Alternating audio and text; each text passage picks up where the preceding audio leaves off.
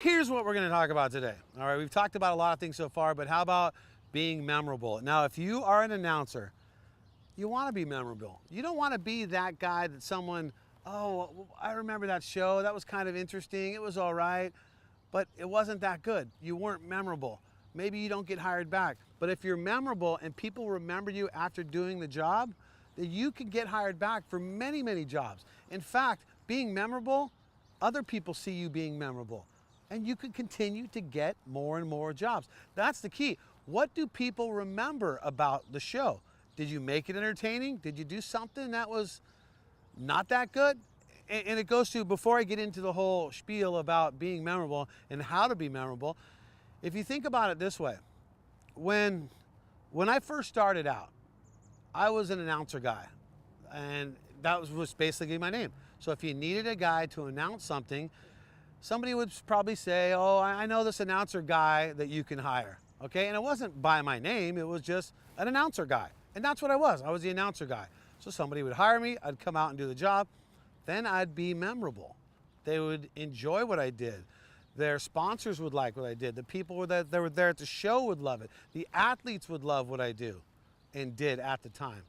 So that was memorable to them. So what did that do for me? That helped me get more jobs. That helped me get hired by more people. And that's what it was about, being memorable. And that's how it came to me. And then after a while, it wasn't, I know this announcer guy. It was, hey, can we get Brad J? Can we get Brad J to come out there and do that? And that's where I came in, by being memorable. And now I went from just an announcer guy to an actual name. So if someone has a big event, and no matter where it is in the world, I'm the guy to do the event because I'm Brad J. Let's get Brad J. He saw it, he knows how to do it.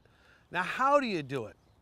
Well, there's many different ways. Having your own little style. Like I do this a mountain biking webcast called Crankworks, where we travel to Canada, we travel to France, we travel to different locations, New Zealand, and we do mountain biking competition. Well, the way I start my webcast is I start with this. Oh yeah, time to welcome the world to Whistler, BC, Canada. That's how I do it. So now it becomes to a point where people always know that that's how I'm going to start that show. So it's familiar to them. They like the sound of it. And people always ask me or even tease me when they see me for the first time, hey Brad, what's going on? Oh yeah. And they do that to me because it's memorable. It sticks in their head as something that I do. And it's not something, you don't want to have too many phrases. In fact, when I first started doing surf reports, the one thing I'd always end the surf report with every single time would be, and that's your surf report for your Tuesday. I'm Brad J, and I'll see you in the water. And that was my way, much like the, oh yeah, in the water. Those were my taglines. And to this day, I have not done a surf report in I don't know how many years, but people still bring that up to me because it's memorable to them. And even with the Los Angeles Clippers, so working in the NBA, that's a tough job to do. When you're on court in the NBA, that's a tough one. You got 16,000 screaming fans at the Staples Center all over you. So I started figuring out a way to be memorable at that as well. And the way I found to be memorable at that is I always found when the contest ended, it was kind of flat. Okay, and that's the end of the Staples shootout. And you walk off the court and it's quiet. So I started thinking, well, how can I change that? How can I be memorable there? And being memorable was all about getting the crowd to make some noise for the team. So first time I finished the competition and I go, I'm gonna try this. And I went, all right fans, you know what to do. Make some noise for your Los Angeles Clippers.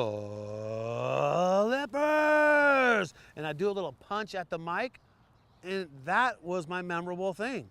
So the crowd would go wild, and that was something that they loved. And to this day on social media, I still get Clippers fans reminding me of when I used to do that.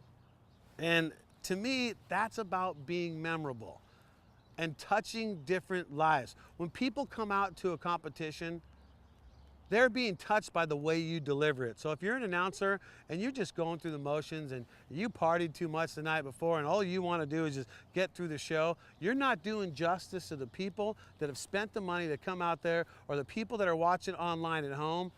Be memorable. In fact, it reminds me of one more thing to talk about. I was hosting the U.S. Open of snowboarding, the Burton U.S. Open of snowboarding, back in 2010 and 2011. I hosted that in Vermont.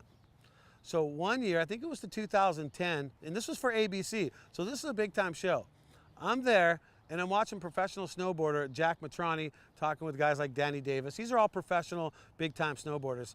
And I hear Jack Matrani on the microphone doing a little camera shoot, and he goes, "Make some noise for Danny Davis."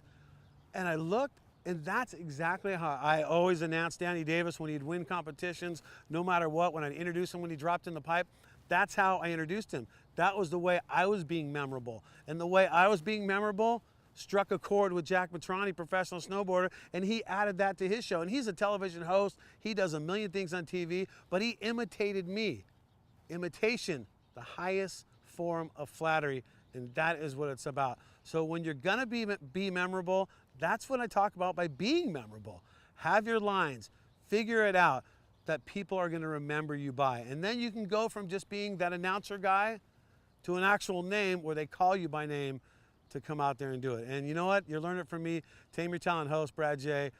Over 1,500 live events I've announced over the years from so many different events, proven success, and I wanna give this to you. I wanna help you become the talent that you can be. I want you to be able to tame your own talent. So that's what it's about as far as be memorable. TameYourTalent.com, that's the website, TameYourTalent.com. And then on social media as well, it's Tame Your Talent. If you want to send me an email, I'd love to hear from you. TameYourTalent@gmail.com. And remember, when you're announcing, be memorable.